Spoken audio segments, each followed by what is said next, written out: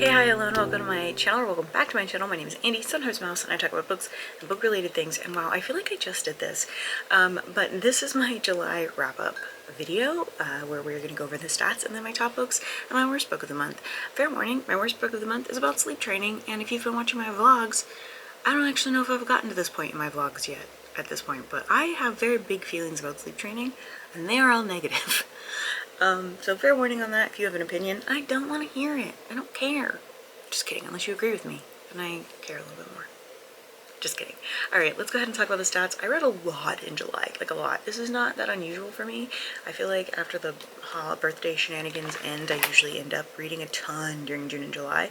So this is not totally surprising. This might actually be, hold on, the most books I've read yeah. This is the highest number. Last month was tied with January for the highest number of books that I've read. This month is the highest number. So let's go ahead and talk about those stats, shall we? I read a total of 33 books. The pages read were 3,089. The audiobook hours listened was 216 and 41 minutes, which as days is 9 days and 41 minutes. My average page per day was 148, and my average hours per day was 6 hours and 53 minutes. My average rating was a 3.6, which I feel like not that bad, not that unusual. I liked it, you know, it was a mixed bag of like nothing too terrible, but nothing too groundbreaking. I had some books I really liked, had some books I really didn't. I didn't purchase any books, shocking, and I checked out 20 library books, which saved me $401.60. 7 of the books I read were rereads, 22 of them were audiobooks, and 11 of them were ebooks, and I did not read any physical books. 24 of the books I read were adult, 9 of them were young adult, and this says none of them were middle grade, and I feel like a book I just read was middle grade. But let me confirm that. I could be wrong. No, I didn't. Okay. It's listed as young adult. I personally would have listed it as YA. I just finished The Portal by Catherine Lasky, and personally, I would have considered it YA. Let me just, or middle grade. Let me just make sure I have it in there. Yeah, okay. It's considered YA. Okay, cool. I just had to double check, okay?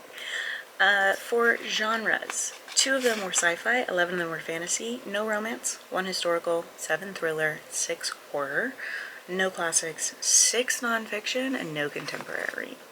Moving away from trying to read every genre of every month, because frankly, I don't have the time right now to read books I don't care about, has been interesting because I do find myself weirdly drawn and intrigued by romance books.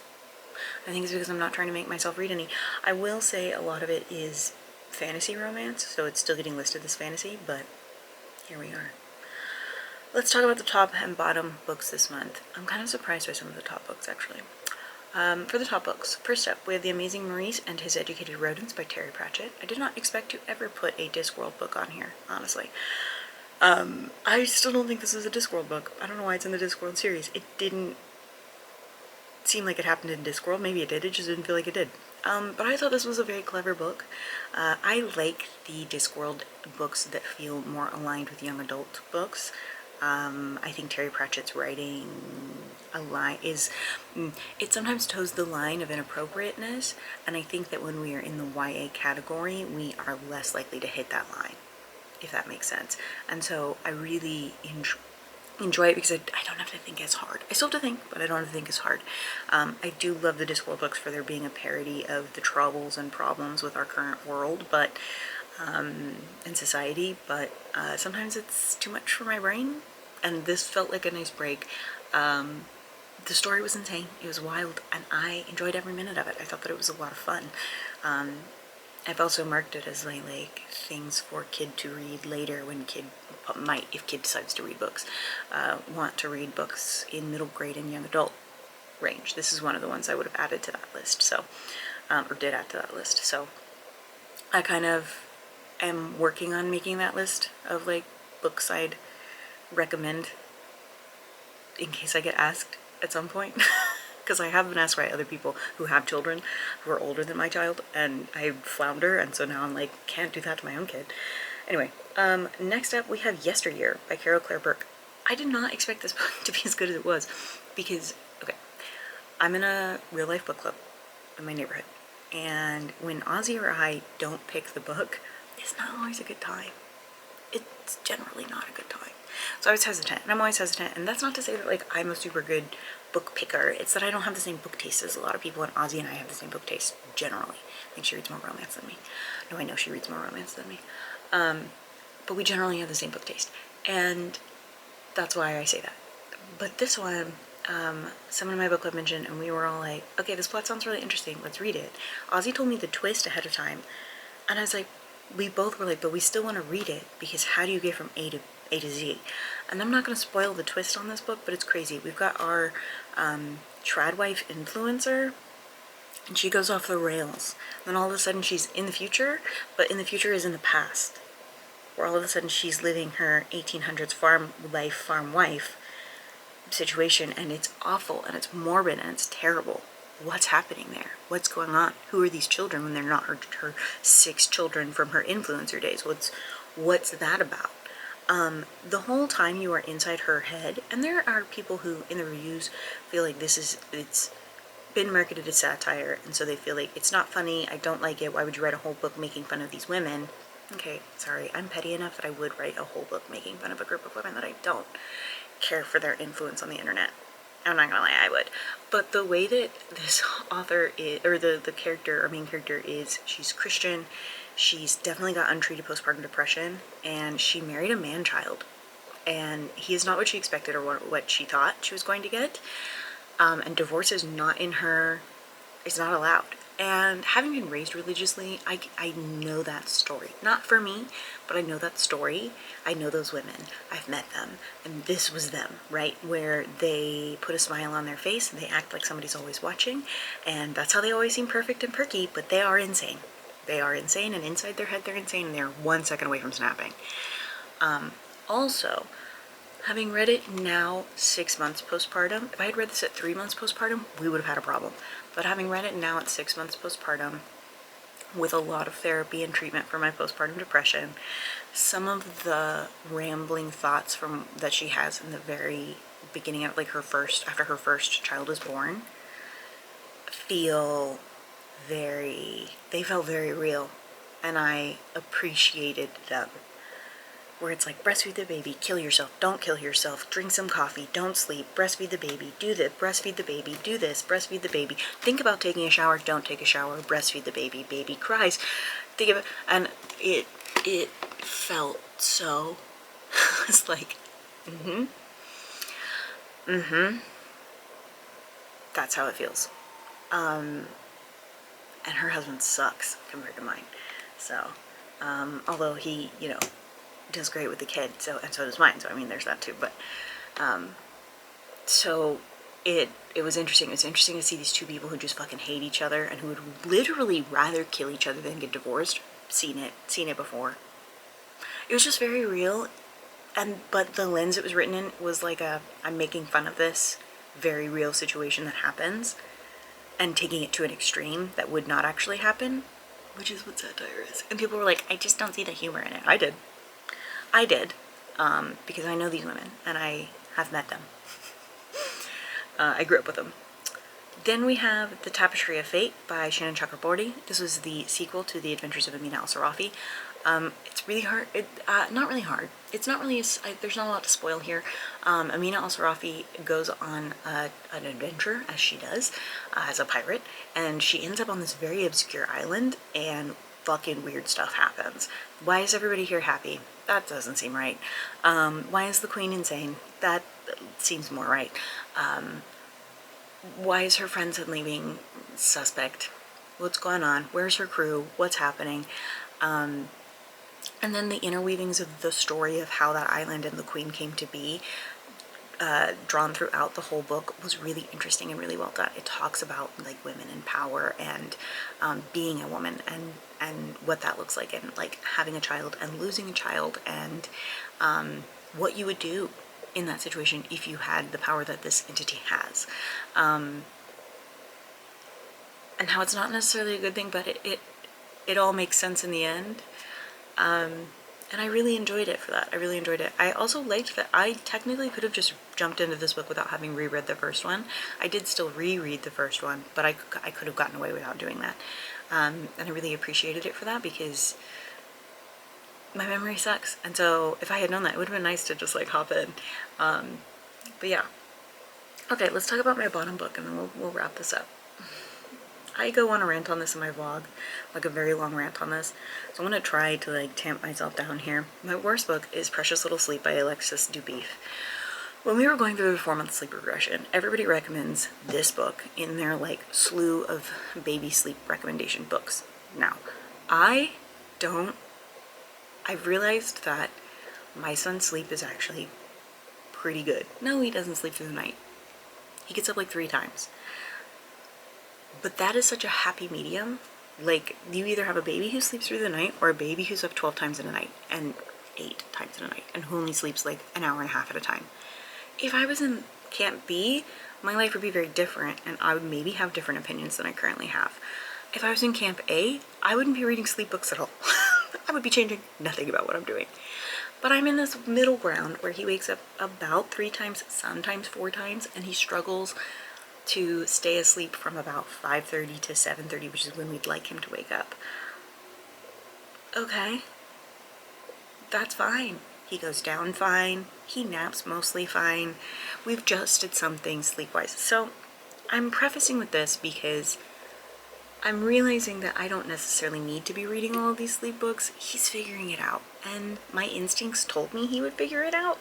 But my lack of sleep for like 2 weeks was telling me I needed to figure something else out. But now we've like regulated again, and so I'm like, what was I thinking? He's fine. Precious Little Sleep was written by somebody who works in finances.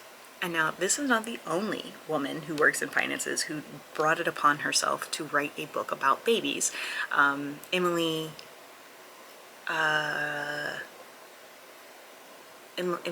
something is another author who's done this. And her data has been disputed many a time. She says that like pregnant people should get to drink as much wine as they want to, like things like that. And it's like, no.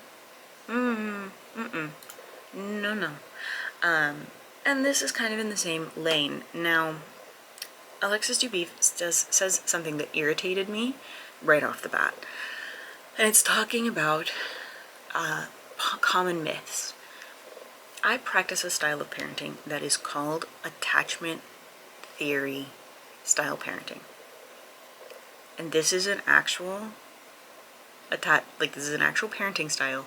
You can look, it's got a wiki page, it's got science is researched or whatever. It is also very conservatively like moms should stay home with the baby. Moms should be with the baby 24/7, but also baby should mostly just have a secure attachment to caretakers and to having their needs met every time. You meet their needs every time. Baby cries, you meet their needs. That is very hard, but it's kind of what's come instinctually and naturally to me. I didn't actually even know that style of parenting had a name. Like, we contact nap for every nap. He falls asleep on me and then we put him in the thing. I don't want to co-sleep, but that's a personal thing. I don't like to sleep with anybody. Like, I would love if my husband was in my bed, but then I would get sad and lonely if I woke up in the middle of the night and nobody was there. So,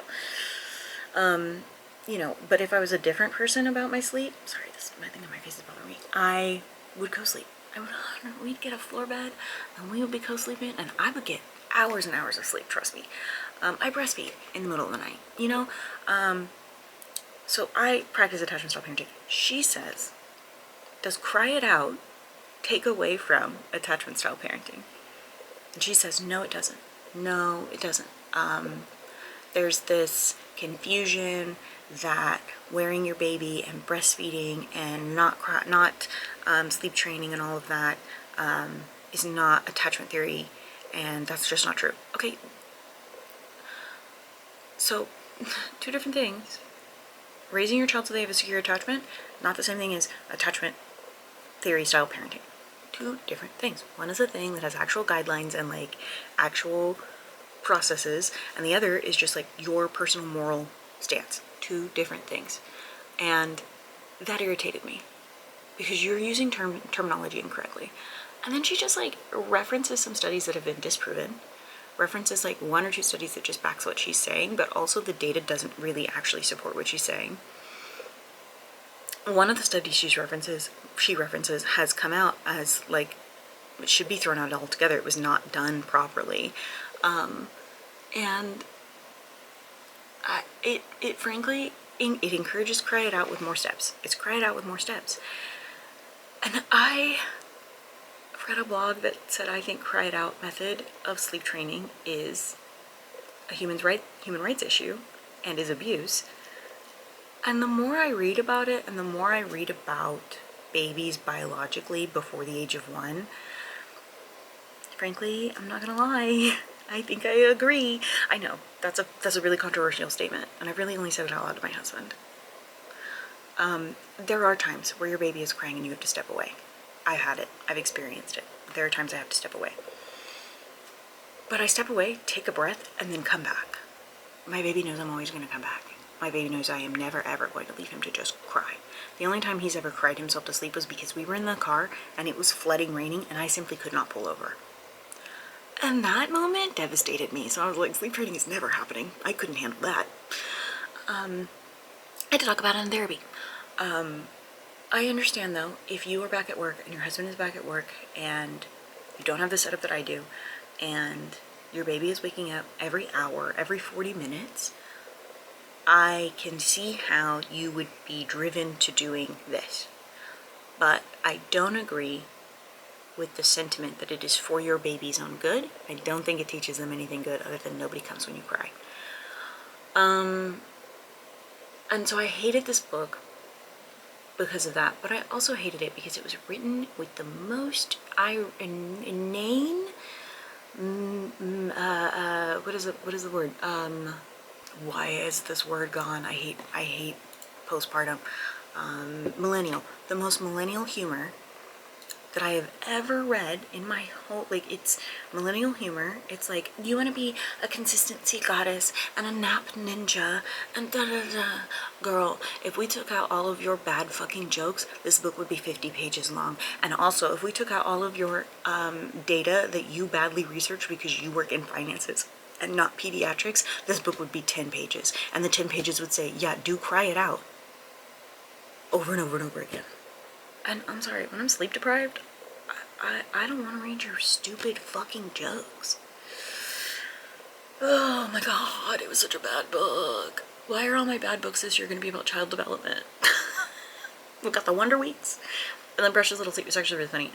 My friend was like, I think your worst book this year so far is going to be Wonder Weeks. And I was like, yeah, probably. And then I read Precious Little Sleep and I was like, we might have a contender for actually a book I disliked more, because Wonder Weeks is just stupid and the data has been discredited repeatedly.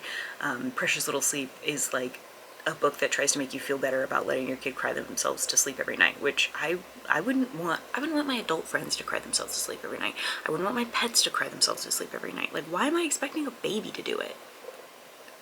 I don't get it. I don't get it. But again, I have like a middle ground baby and I'm getting sleep, so most of the time. Sometimes I'm not, but for the most part, we get sleep. So because I don't live in that life, I can't.